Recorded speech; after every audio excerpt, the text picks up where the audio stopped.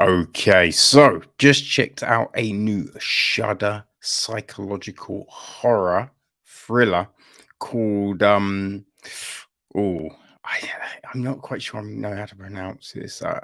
Nocebo, Nocebo. I feel that's how you would say it. It's the new film from director Lorcan Finnegan, and it was written by Garret Shanley. The film is produced by Brunella Cocciglia, Emily Leo. It's executive produced by Marlon Vogelasgang, Bastan Sirodot, David Gilberry, Chloe Garbe, and Maxine Cottray. Actually, and along with Bianca Balbuna. It is also line produced by Patty Lapis and Mary McCarthy. Jose Boone Camino handled the music. Jacob Kigowoski and Radek Ladzuk handled cinematography. Tony Cranston edited the piece. Julia Harkin and Nathan Toth were on the casting. Benjamin Padiro and Lucy Van Lonkhuizen were on production design. Art direction was Fiona Cunningham. Set decoration is Micah Seravino. Costume design is Lonnie Prendergast and Carlo Tabja. We got makeup and hair, all of that goodness is Orla Carroll, Zoe Gibney, Lynn Johnston, Tom McInnery, Aisling Nairin, Connor O'Sullivan, Raj Shah, and Matthew Smith. So our cast, we have got Christine, played by Eva Green. Felix, her husband, is played by Mark Strong. Her daughter, Bobs, is played by Billy Gadsden. We've then got Diana, played by Che Fonacier.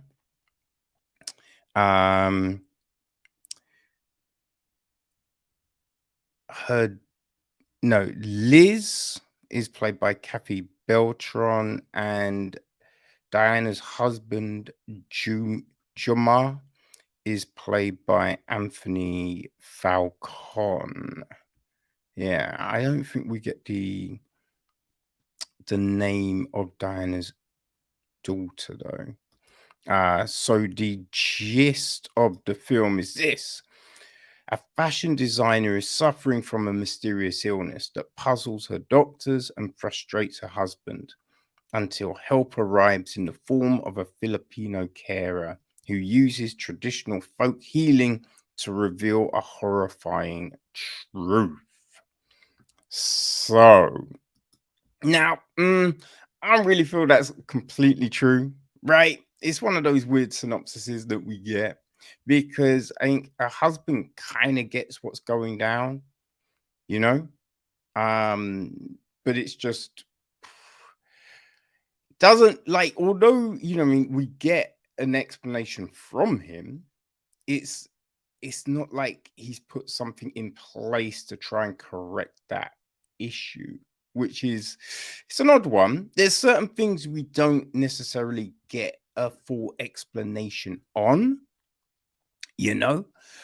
but what this film does kind of try and do is show the repercussions of the fashion industry, right? And how grimy it is. Now, all stuff that we've heard. You know what I mean?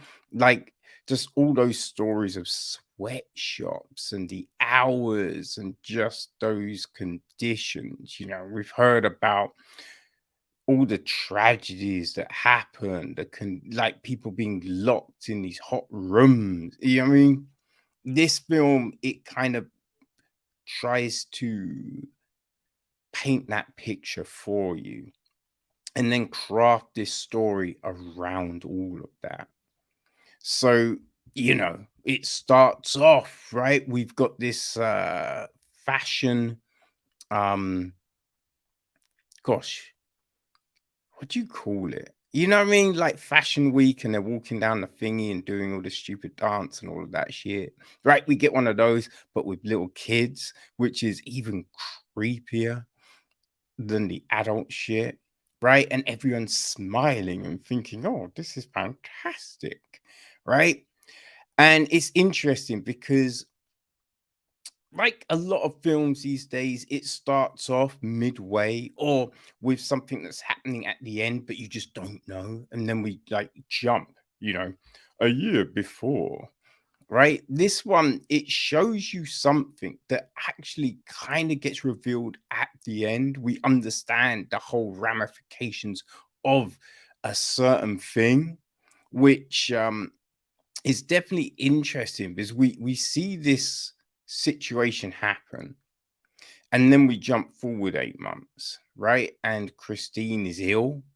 She's using one of those kind of breathing masks in bed and looks like a whole Darth Vader sort of situation, you know?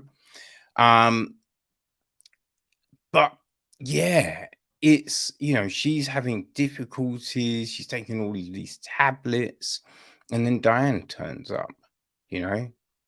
It's like Christine is clearly struggling. So she gets help. And yeah, there we go. We have Diana.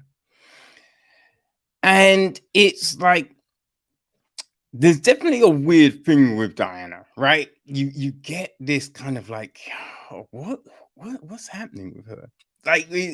Like she's friendly, helpful, but you just there's a weird sense around her.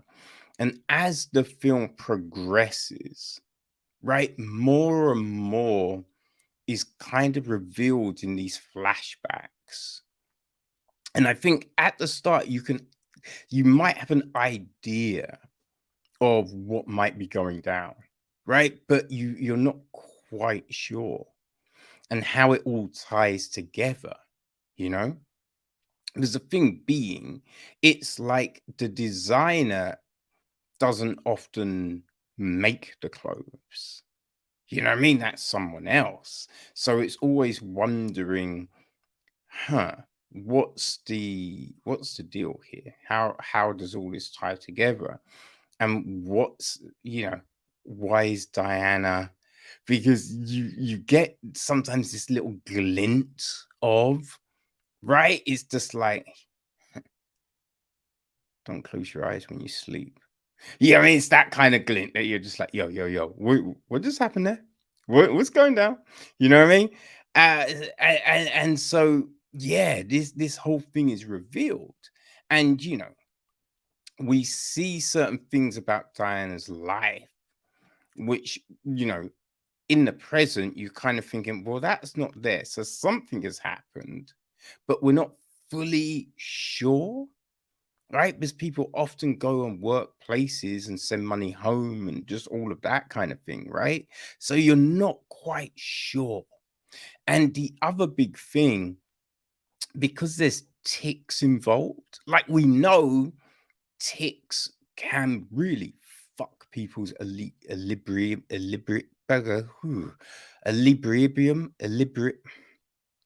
hmm. It can mess with people's senses, okay? And make them do things, right, that aren't there, right, aren't true. You know, it's a whole thing with like Lyme disease. You can feel that I feel it's Lyme disease, or it's an offshoot of Lyme disease, right? It can feel like you've got things underneath your skin, you know, which is crazy. right? It can give you all manner of different thoughts. So, like, ticks are crazy, crazy things. So, with that, it's like, is this straight in her head? Is this really an illness? You know what I mean? You're kind of like, whoa, what is happening here? Right? You don't quite know, which is right, super interesting. That makes it that little bit like, which is cool. But yeah, as the film, you do learn more. And you are like, oh, because people aren't necessarily likable, right? But the more this film goes on, the more you're just like, God damn it.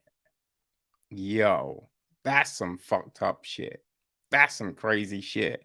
Which is yeah, it's handled pretty well.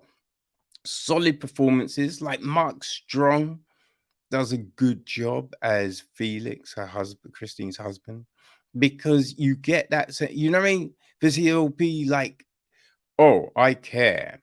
But then there's still that aloofness, right? It's when he's talking about the food, you're like, oh, this is, but it's like talking, it's that person talking about stuff who has never had any interactions with anyone from that country.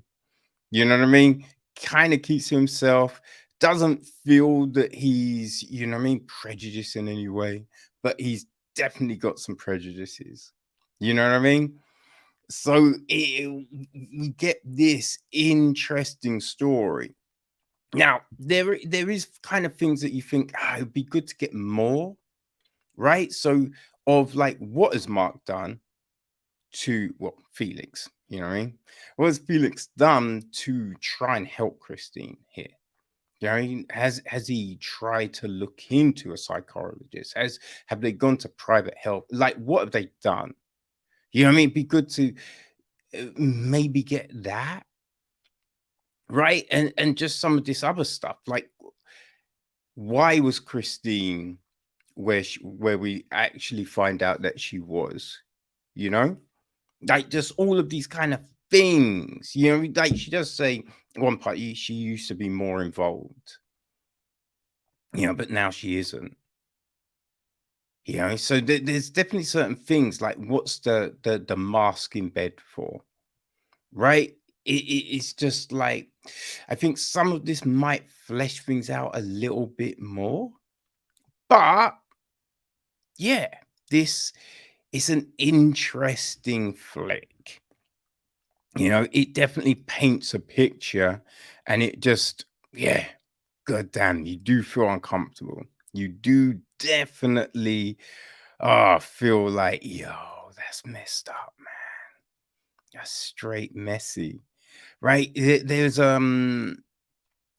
gosh, I feel it was called The Mosquito Court, right? It's another Shudder exclusive, which yeah, has the kind of feel of this one, So I would say if you liked that, then this will work for you. I'm trying to think of what else, what I mean? You might kind of be like, "Ooh, yes, I enjoyed that, so I might take this." Um, I don't know, like Sissy in a way, or Raven's Hollow. You know what I mean? There's kind of, because like that thing going on, but it's like, is it in someone's mind? Like, how palpable, how culpable are they to this situation? Right? There's those similar threads running through those films, you know? So yeah, I kind of tie those together. But yeah, I feel it was a solid flick, man. It was a solid flick, well directed, kind of, you know what I mean? Making you very unsure about what you were seeing a lot of the times, you know? So yeah, people. Nocebo. Yeah, it is now available on Shudder. So if you like that psychological thriller kind of vibe, then this could very well be for you.